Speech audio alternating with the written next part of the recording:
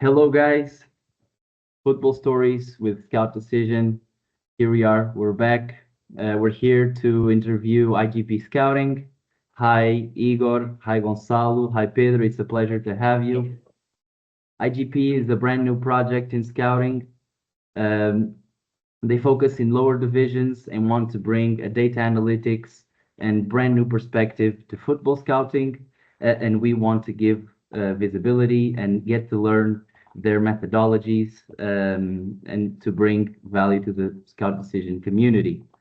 I begin to ask you guys to tell us a bit about your professional experience, how you landed your scouting role, how did IGP start? How was it a brand idea, a brand new idea? Whose idea was it? Okay, I guess there's a lot to say about that. My name's Igor. I'm 27 years old. So I'm from Madeira, Portugal, and I hold a UEFA B coaching license. I'm currently working as an assistant coach and a video analyst at Juventude Atlantic Club. So it's a local club here in Madeira.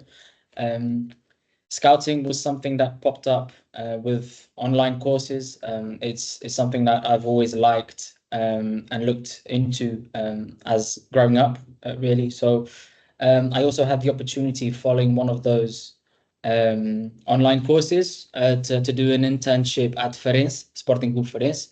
And this was a couple of seasons ago when they were in the second division and they got promoted. I did have the opportunity to continue, but at the time I was doing my trainee as a UEFA B coach. So it was a decision that I had to make. Um, I'm also undertaking a few online courses in analysis as well. It is something that I do feel is a good complement and of good use in scouting. So going with courses at PFSA, so the Professional Football Scouting Association, and that's a bit about myself. Hello, I'm Gonçalo. I'm 22. I'm a UFSC coach with a degree in physical education and sports at the University of Madeira. At the moment, I'm a student in a master's degree at the University of Porto and have also completed courses in the performance analysis. Hello, my name is Pedro. I'm 22. My background is in coaching at Juventude Atlantic Club, like my colleagues. I hold a degree in the sports and physical education here in Universidade da Madeira. I'm currently doing my master's degree in Universidade do Porto to be a PE teacher. And I have also completed various courses, analysis or scouting. This thing about football and scouting is something have something in common, that's passion. And I can speak for my colleagues and myself that passion is what we move on this. And I always heard what we do for enjoying is never will never feel like a work, and so that's. And looking into the second part of the question, so how we started, we all have a coaching background. We all met at the same football club. It's a local club. It's a club that means a lot to us. And bearing in mind that they were doing their master's degrees in Port, I felt that they had too much free time, and we needed to make good use of that. So we thought that it would be a good idea to start a project which would keep us occupied. We all like scouting and think that in this day it's extremely important in football. It's a growing thing, especially in Portugal. We see elsewhere, we see clubs who make a big investment and who end up making either good profit or having success in a sporting manner. So it's something that we wanted to start. Looking into the fact that there are many clubs in Portugal who we feel don't use or don't have a scouting department and make good use of it.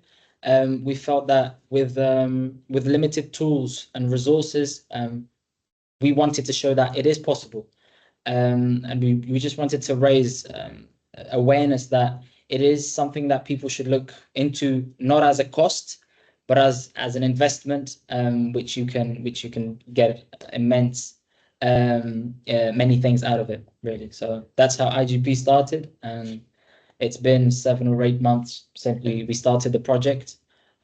We've taken it online, social media, just to try and promote our work, really.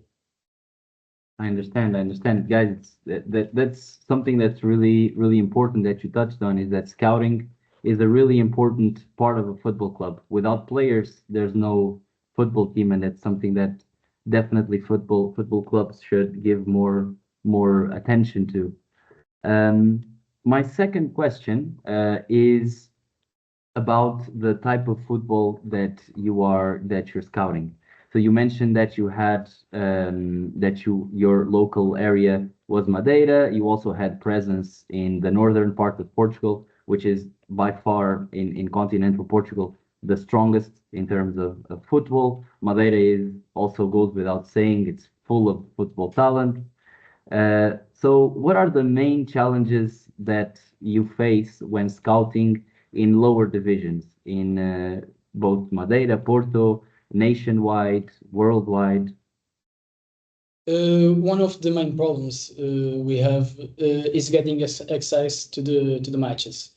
The leagues like Campeonato de Portugal, the fourth division in Portugal, are divided into regional zones. And for us, IGP, it's hard to watch all the games live. Another problem is the quality of the video. The footage we use as a scout isn't always good enough, and it often doesn't have the clarity or detail we need to properly analyze the players. And a big challenge for us is the cost of professional platforms. Since we do scouting as a freelancers and not full time, it's not always possible to pay those tools.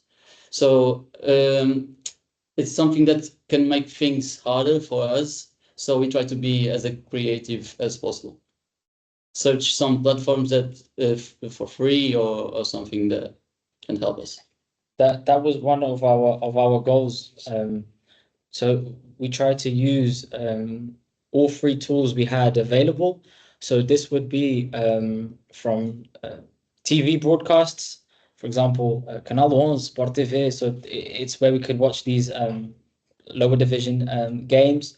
We've also tried and we've looked into YouTube, for example, and there it is quite interesting that we have many teams who broadcast their own games. That was something, for example, Gonçalo, who was responsible for Campeonato Portugal. He used to watch a couple of games of Lultan, correct? Yeah. So he used to watch. So it's an initiative that clubs are taking, and which helps us non-professional scouts, because, like we said, I have a full-time job. They're master degree students. So that is something that actually ends up helping us in terms of what we do. And which platforms do you recommend for someone who's just starting out that needs to watch video, watch games? What are the main sources? YouTube? YouTube's one of them. Canal 11's app, Yeah. or Key League platform. Right. Key League For example, for Korean. yeah, Korean football. This was something that we found out. They have their own TV, so it's an online broadcasting channel, and they do it worldwide for free. And you have all matches from the first and second division in Korea. For example, Japan, Brazil, they also broadcast a few games on YouTube. We also use BetClick to see some games of Serie C of Brazil, Japan too. Yeah, Korean too. Korean. And I think it's obvious for all of us. So there are platforms where you can't pause the game, look back to see a specific moment in the game and to analyze in detail. That is a limitation that we do have, but that it's not. It shouldn't be an excuse to not try and have something. We feel that having something is better than not having anything at all. So it's not an excuse to not do it. It's an obstacle in our way, but there are ways that we can overcome it, and that's what we try and do, really. Perfect. Great answer, guys.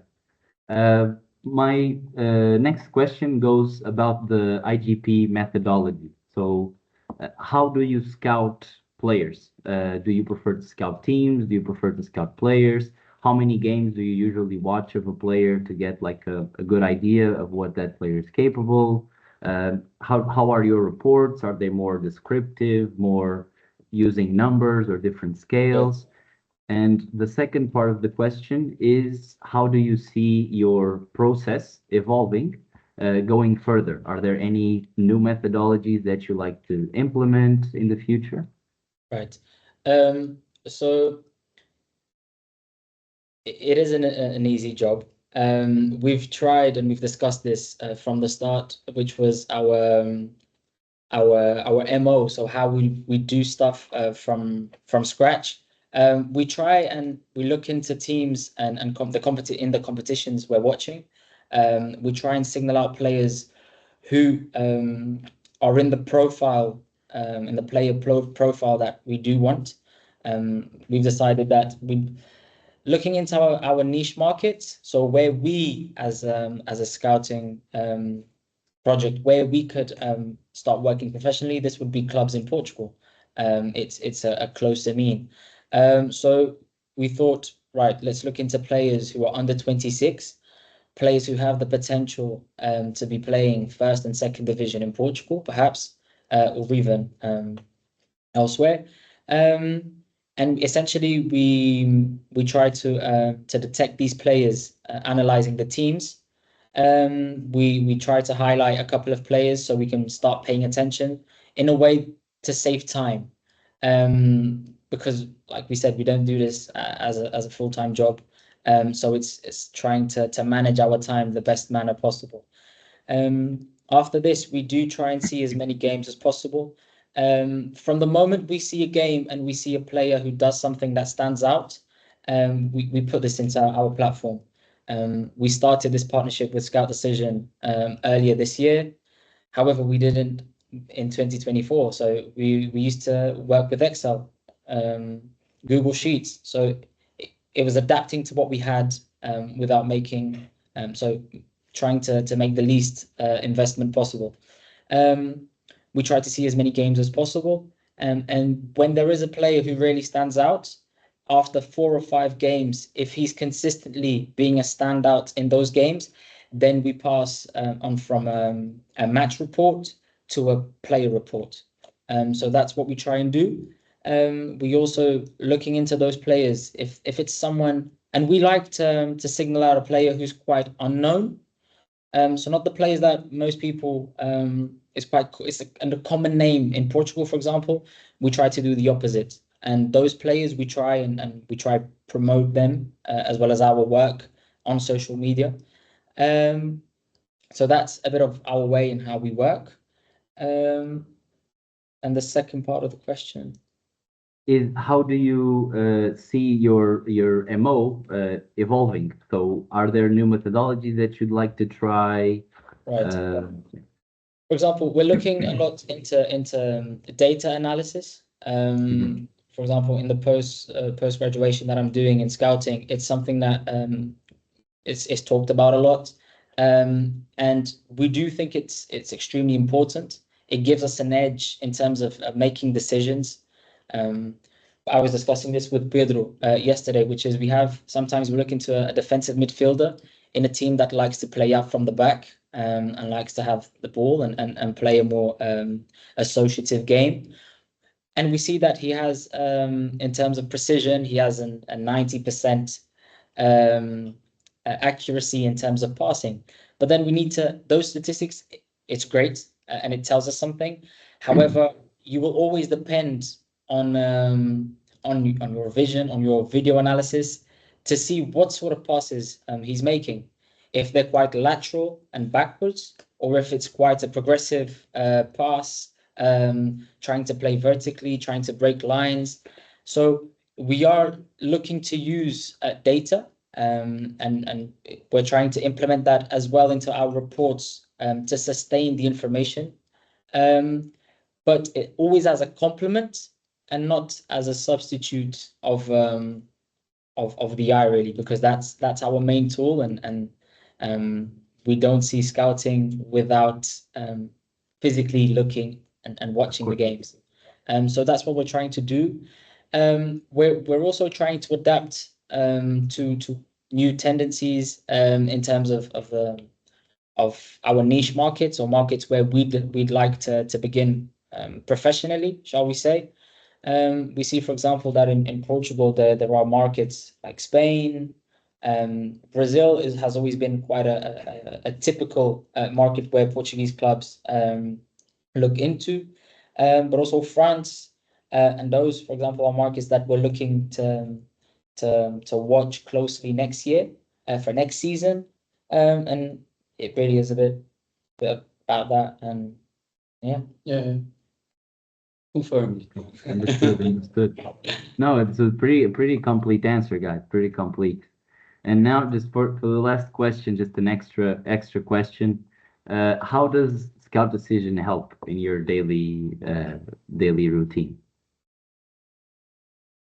So for me, I think it was an easy decision when we thought we had to organize ourselves in a different manner.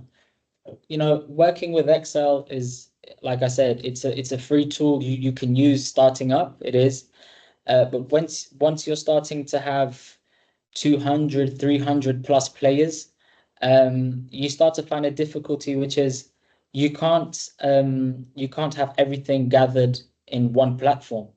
You have your reports, your PDF reports on a file on your drive.